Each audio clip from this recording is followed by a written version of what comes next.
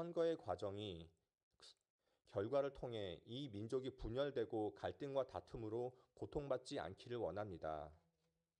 선출될 대통령과 그를 통해 임명될 국무위원들로 인하여 이 나라가 더 정의롭고 건강한 사회로 나아가게 하옵소서. 하나님, 이럴 때일수록 교회들이 복음의 빛을 잃지 않게 하시고 백만인 교회 또한 주님의 말씀을 온전히 실천하는 교회 공동체가 되게 하소서. 기도가 살아나게 하시고 사랑과 평화를 실천하는 교회로 사용하게 하옵소서. 이 예배를 통해 주님의 뜻을 분별하며 순종하는 삶으로 나아가게 하소서. 이 모든 말씀을 우리 주 예수 그리스도의 이름으로 기도드립니다. 아멘.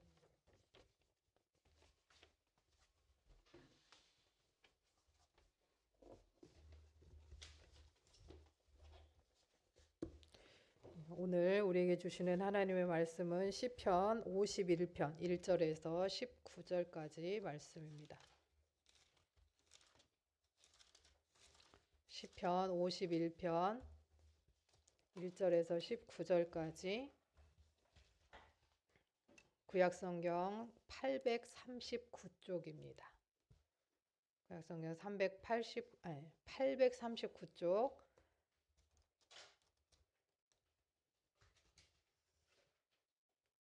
시편 51편 함께 교독하겠습니다.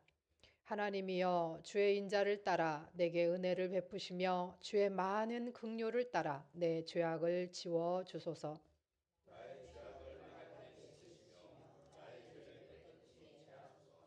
무릇 나는 내 죄가를 아오니 내 죄가 항상 내 앞에 있나이다.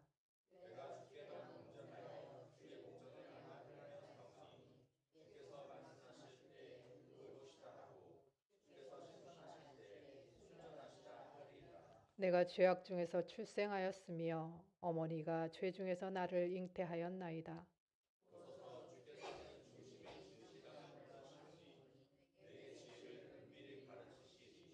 우슬초로 나를 정결하게 하소서. 내가 정하리이다.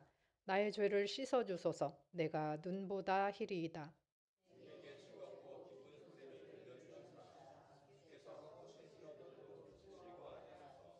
주의 얼굴을 내 죄에서 돌이키시고 내 모든 죄악을 지워 주소서.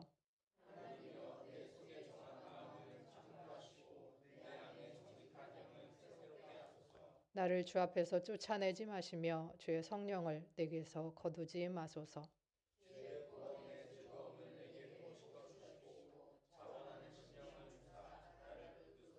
그리하면 내가 범죄자에게 주의 도를 가르치리니 죄인들이 주께 돌아오리이다.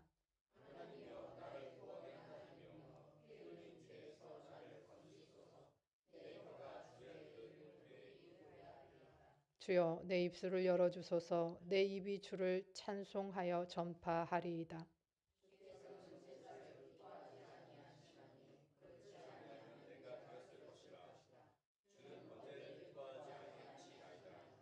하나님께서 구하시는 제사는 상한 심령이라. 하나님이여 상하고 통회하는 마음을 주께서 멸시하지 아니하시리이다.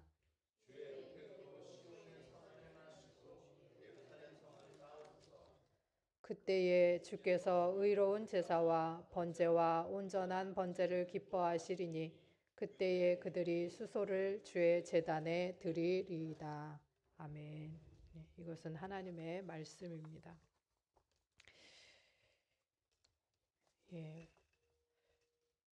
우리의 신앙의 여정 속에는 때로는 큰 실패의 경험들도 많고 또 하나님 앞에 도저히 용서받을 수 없을 것 같은 죄를 짓기도 해서 그래서 영혼이 무너지기도 하고 절망을 겪기도 하고 어떤 때는 가정이 깨지기도 하고 또 어떤 때는 교회 가운데 큰 어려움이 오기도 합니다. 오늘 우리가 함께 살펴볼 시편 51편은 너무나도 잘 아는 다윗의 가장 큰 실패, 곧 밧세바 사건 이후에 하나님 앞에 철저히 그리고 통렬히 회개하면서 했던 다윗의 기도 시입니다. 그래서 이 표제에 보면 다윗의 시, 인도자를 따라 부르는 노래. 다윗이 밧세바와 동침한 후 선지자 나단이 그에게 왔을 때라고 되어 있습니다. 나단이 오기 전에 죄를 좀 깨달으면 얼마나 좋았겠어요. 이미 다 알고 있었을 텐데 그게 죄라는 것을. 근데 그게 이제 밖으로 드러나지 않을 때는 아닌 척 하고 있다가 나단이 와서 당신이 그런 사람입니다 라고 했을 때 철저하게 하나님 앞에 이제 엎드리는 모습을 보게 됩니다. 51편 1절에 보면 다윗은 이렇게 부르짖습니다. 하나님이여, 주의 인자를 따라 내게 은혜를 베푸시며 주의 많은 긍휼을 따라 내 죄악을 지워 주소서. 여기서 인자라고 하는 것은 헤세드라는 히브리어 단어를 쓰는데 우리가 보통 사랑, 자비, 인자 이렇게 표현을 해요. 그래서 하나님의 가장 중요한 성품 중에 하나, 아니면 하나님의 성품을 하나로 나타내라 라고 했을 때 이 헤세드를 떠올리게 됩니다. 그래서 주의 인자하심, 이 하나님의 언약과 인자하심, 그리고 하나님의 신실하심, 하나님의 사랑, 자비, 이것을 기반으로 해서 은혜를 베푸셔서 나의 죄악을 좀 지워주소서. 그러니까 내가 하나님 이렇게 회개하니까 지워주소서. 내 공로나 노력이 아닌 오직 누구 때문에? 사랑의 하나님, 인자하신 하나님 때문에 그 하나님의 인자, 헤세드에 기대서 용서를 구하고 있는 거예요. 내가 뭔가를 해서가 아니라. 다윗은 자신의 죄를 하나님 앞에 숨기지 않고 고백했습니다. 3절에 보니까 무릇 나는 내 죄과를 아오니 내 죄가 항상 내 앞에 있나이다. 여기서 죄과라고 하는 것은 우리가 기도할 때 가끔 보면 알게 지은 죄, 모르게 지은 죄를 용서해 주소서 이렇게 하잖아요. 사실 내가 뭔 잘못을 했는지도 모르고 다른 사람에게 피해를 주는 때도 있고, 어떤 때는 좀 정말 알면서 내가 좀 나쁘다라고 하면서 이렇게 하는 경우도 있잖아요. 그러니까 잘못인지 알지만 모르는 척 할 때도 있고 전혀 그것이 잘못인지 모르는 그런 때도 있어요. 그런데 여기서 다윗이 내 죄과라고 했을 때 이 죄과는 내가 의도적이고 고의적으로 죄를 범했다라고 하나님 앞에 고백하는 거예요. 자, 우리가 도피성을 하나님께서 6군데에다 만들어 주셨는데 도피성에 도망갈 수 있는 사람이 고의적인 죄를 지은 사람 도피성에 도망갈 수 있다 없다? 없다. 고의적인 죄를 지은 사람은 성전의 제단 뿔을 잡고 있어도 어떻게 해라? 끌어내라. 네. 그러나 부지 중에 알지 못하는 중에 누군가를 살인하거나 누군가를 죽게 했거나 할지라도 알지 못하는 중에 죽었다면 그가 도피성으로 도망해서 구원받도록 해라. 근데 다윗은 지금 뭐라 그러는 거야? 내가 고의적이고 의도적으로 하나님 앞에 그게 죄인 줄 뻔히 알면서 하나님 앞에 죄를 지었다. 이거는 단순한 실수가 아니라고 하는 것을 하나님 앞에 철저히 고백하는 거예요. 그러니까 하나님 내가 딱 한 번 실수했어요 라고 말한 게 아니라 정말 나는 죽어 마땅한 죄인입니다 라고 말하는 거죠. 이것은 명백한 하나님에 대한 반역임을 본인 스스로 고백하고 있는 것입니다. 시편 32편에서도 죄를 숨길 때의 괴로움과 또 고백할 때의 회복을 우리에게 보여줍니다. 32편 3절부터 5절까지 말씀입니다. 내가 입을 열지 아니할 때에 종일 신음함으로 내 뼈가 쇠하였도다. 주의 손이 주야로 나를 누르시오니 내 진액이 빠져서 여름 가뭄에 마름같이 되었나이다. 셀라. 내가 이르기를 내 허물을 여호와께 자복하리라 하고 주께 내 죄를 아뢰고 내 죄악을 숨기지 아니하였더니 곧 주께서 내 죄악을 사하였나이다. 셀라. 그 시편의 뒤에 이제 셀라라고 붙을 때는 이게 시편이 노래다 보니까 뭐 막간을 이용한 간주가 나올 수도 있는, 그렇게 생각할 수도 있고, 또 하나는 잠깐 쉬면서 묵상하는 시간, 이런 것들을 뜻한다고 해요. 히브리어가 고어다 보니까 정확한 뜻이 아닐 수 있지만 기본적으로 그렇게 생각을 합니다. 그래서 이 셀라라고 하는 말이 나오면 우리가 성경을 읽다가 잠시 멈추고 읽었던 말씀을 좀 묵상하는 그런 시간을 가져도 좋을 것 같아요. 어쨌든 죄를 숨겼더니 어떻게 된다는 거예요? 내 영혼이 진액이 다 빠져버린 것처럼 가뭄에 빼샥 마른 나무, 빼샥 마른 땅처럼 그렇게 됐다는 거예요.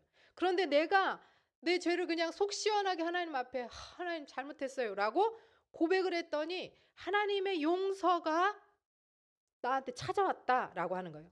다윗은 32편에 이미 이런 경험을 했었기에 더 이상 숨기지 못한다는 것을, 숨기면 내가 죽는다는 것을 알고 있었어요.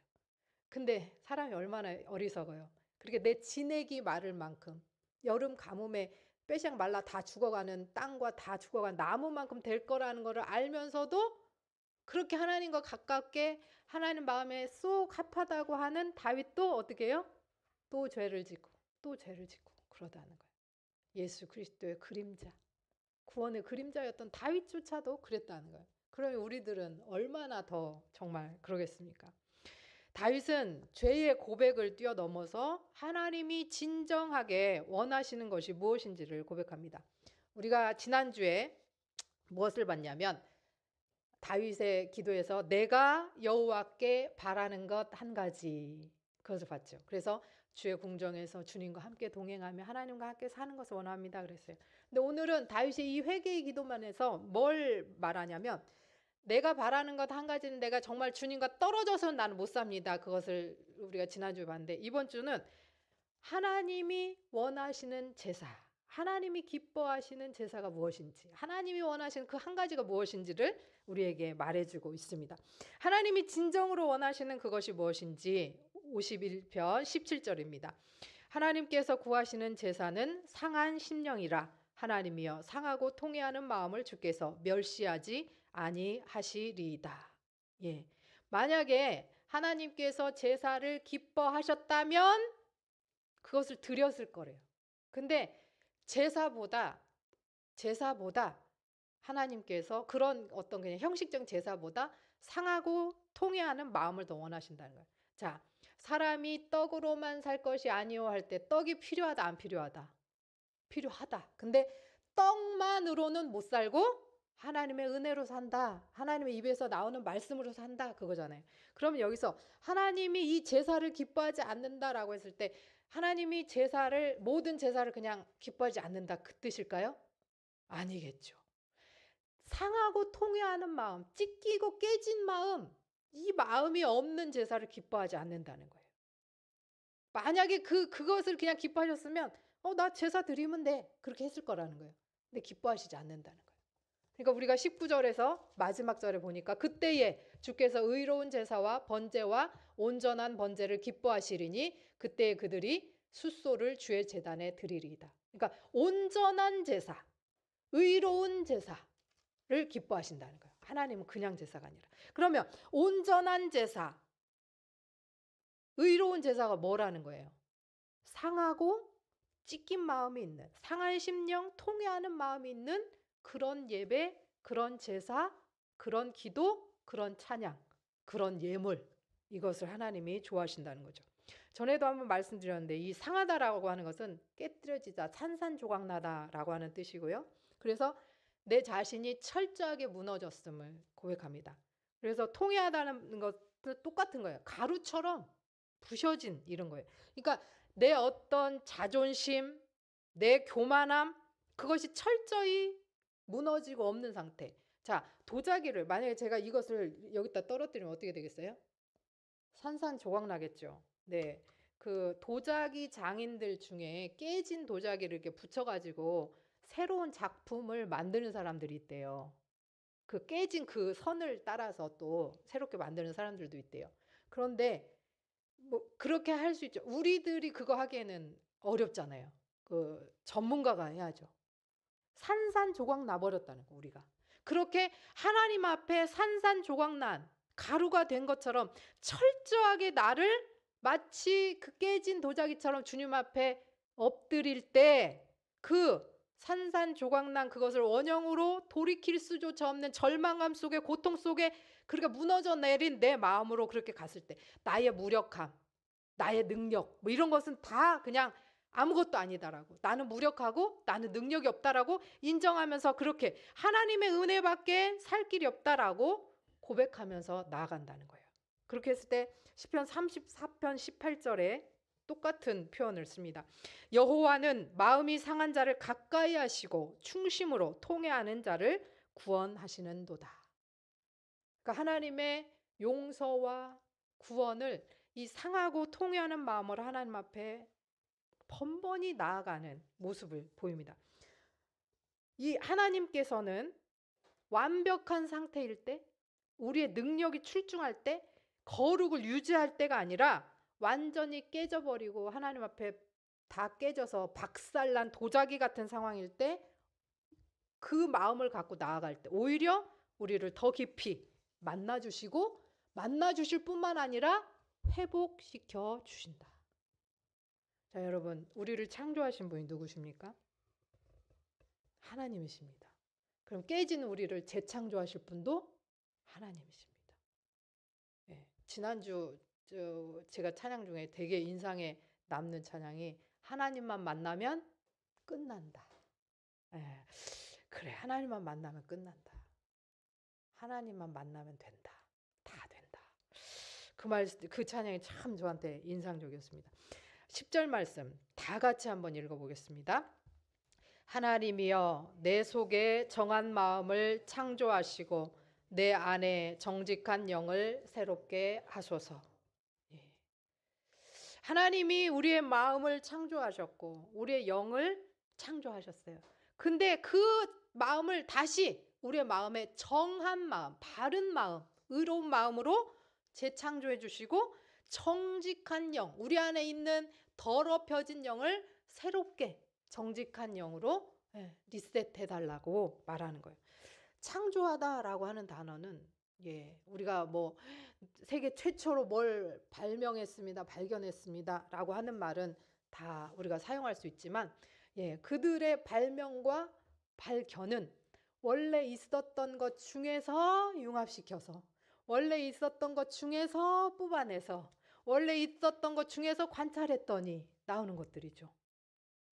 근데 하나님께서는 오직 없는 무에서 유를 창조하신 분이시다라고 하는 겁니다.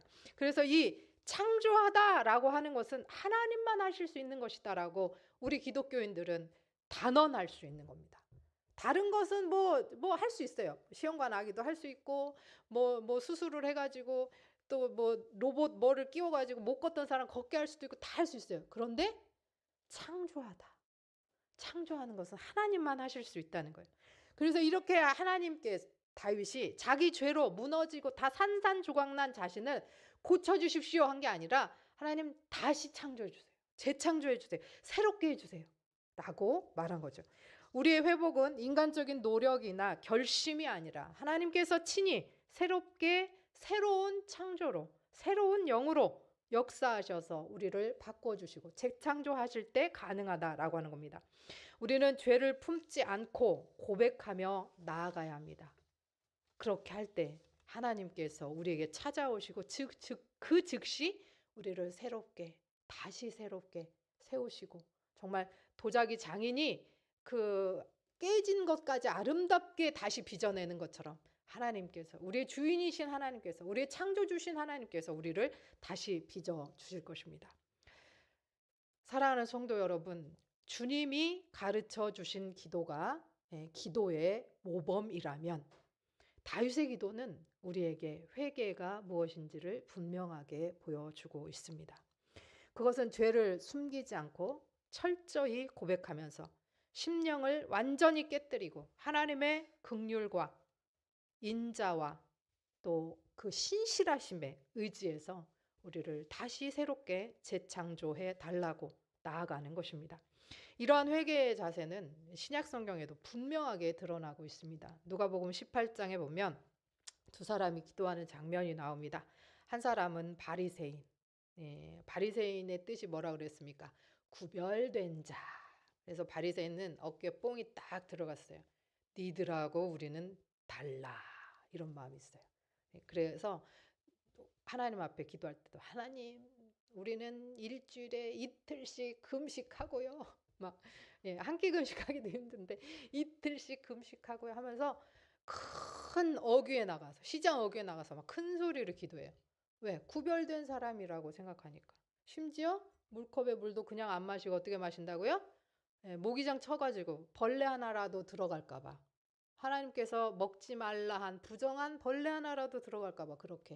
그 다음에 걷는 거리까지 맞추고. 그래서 구걸하는 사람이 왔을 때 문 밖에 나가서 주면 안 되지만 창문을 열고 내주는 것까지는 괜찮고 몇 걸음까지 괜찮고. 그러니까 어떻게 해요? 안식일에 엘리베이터를 못 누르고 안식일에 불을 못 켜고.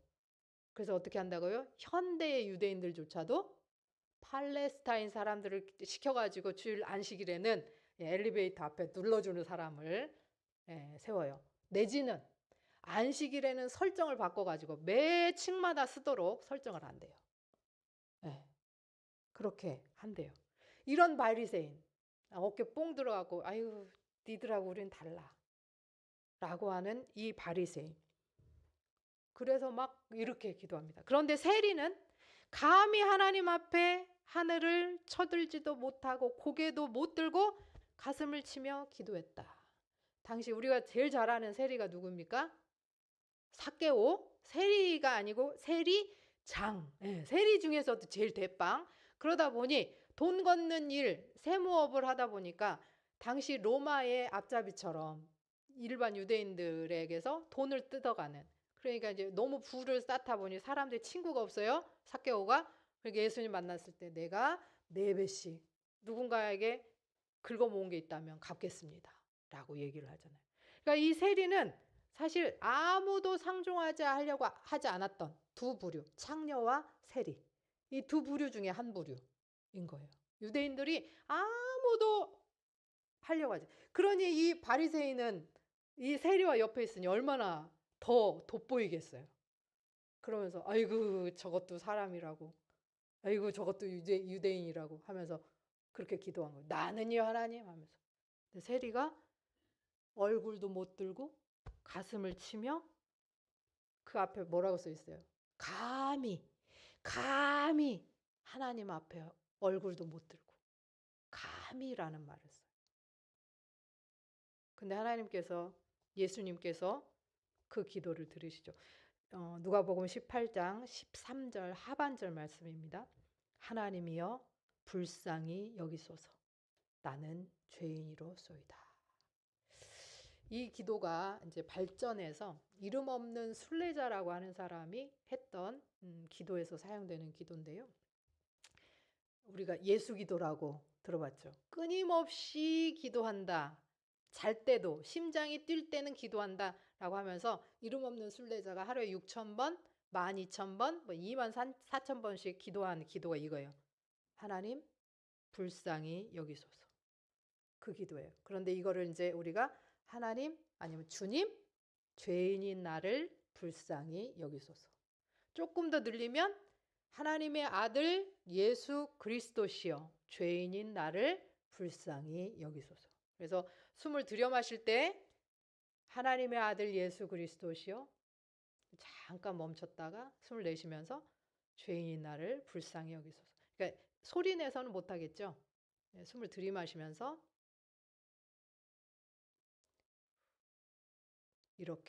이렇게 하면 내가 심장이 뛰는 동안 끊임없이 쉬지 않고 하는 기도다. 그래서 이름 없는 순례자가 예수 기도를 쉬지 않고 끊임없이 할 수 있는, 그러니까 쉬지 말고 기도하라를 실천하려고 보니 이 세리가 했던 하나님 죄인인 나를 불쌍히 여기소서, 주님 나를 불쌍히 여기소서 라는 기도를 드렸다는 것이죠. 그러자 예수님 뭐라고 말씀하십니까? 4절입니다. 내가 너희에게 이르노니 이제 저 바리새인이 아니고 이 사람이 의롭다 하심을 받고 그의 집으로 내려갔느니라. 무릇 자기를 높이는 자는 낮아지고 자기를 낮추는 자는 높아지리라 하시니라. 바리새인이 아니고 세리가 하나님 앞에 인정받는 사람이, 의롭다 하심을 받는 사람이 되었다는 거예요. 누가복음 23장에도 보면 십자가에서 예수 그리스도와 함께 그 십자가에 못 박혔던 양쪽에 있었던 강도가 나옵니다. 이 하나님의 이 은혜, 용서, 이거는 즉각적으로 지금 십자가 앞에서 죄에 대한 형벌로 예수님과 같이 십자가를 지은 그 강도 중에 한 명이 이렇게 얘기합니다. 23장 41절입니다. 누가복음. 우리는 우리가 행한 일에 상당한 보응을 받는 것이니 이에 당연하거니와 이 사람이 행한 것은 옳지 않은 것이 없느니라 라고 하면서 예수 그리스도를 인정하죠. 의로운 사람으로, 주님으로 인정합니다. 그리고는 뭐라고 이 사람이 간절하게 구하냐? 자기의 생명이 지금 꺼져가고 있는 이때에 42절 이르되 예수여 당신의 나라에 임하실 때에 나를 기억하소서. 지금 죄 때문에 십자가에서 죽음을 앞두고 있는 이 강도가 주님, 예수여, 당신의 나라에 임하실 때 나를 기억하소서.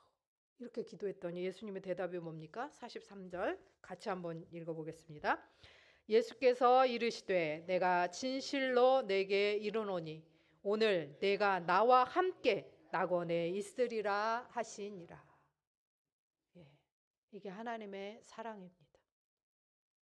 우리가 우리의 죄를 용서하심 같이 다른 사람을 용서해야 되는 이유이기도 합니다.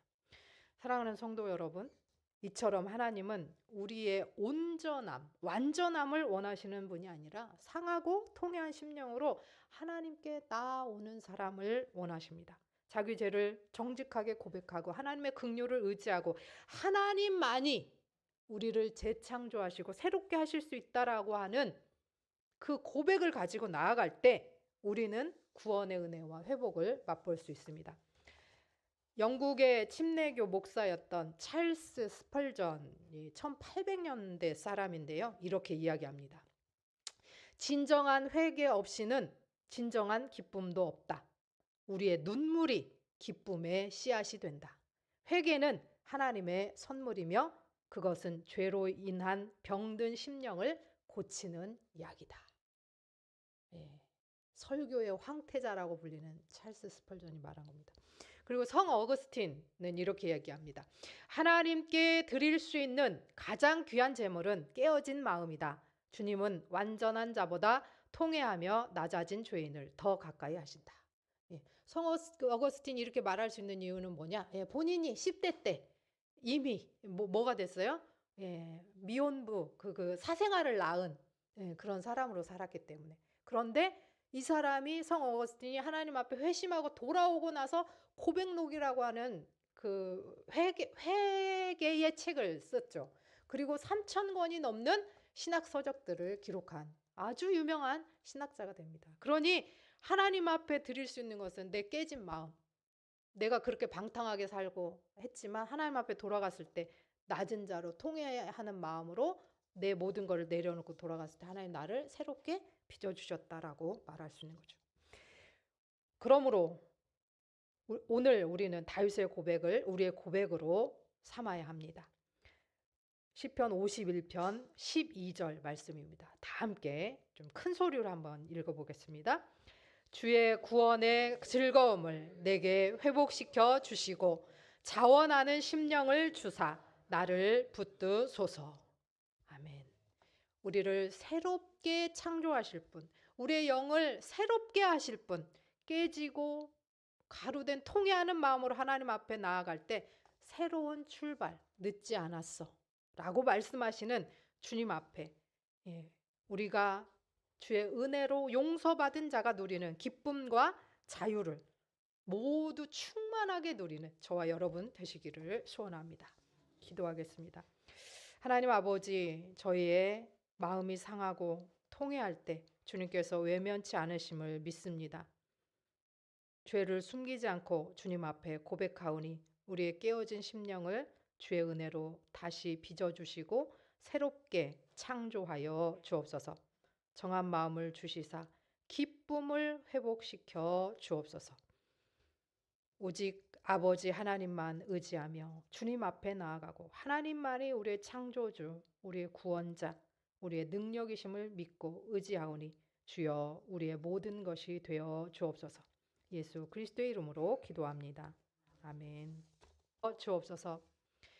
이제는 우리 구주 예수 그리스도의 은혜와 아버지 하나님의 끝없는 사랑하심과 성령 하나님의 새롭게 하시는 능력이 오늘 상하고 통회하는 마음을 멸시하지 않으시고 새롭게 빚으시는 하나님 앞에 나아온 백만인 성도들과 주의 은혜와 용서와 회복이 필요한 모든 이들과 우리 대한민국과 위기의 세계 가운데 이제로부터 영원까지 함께 하시기를 축원하옵나이다. 아멘.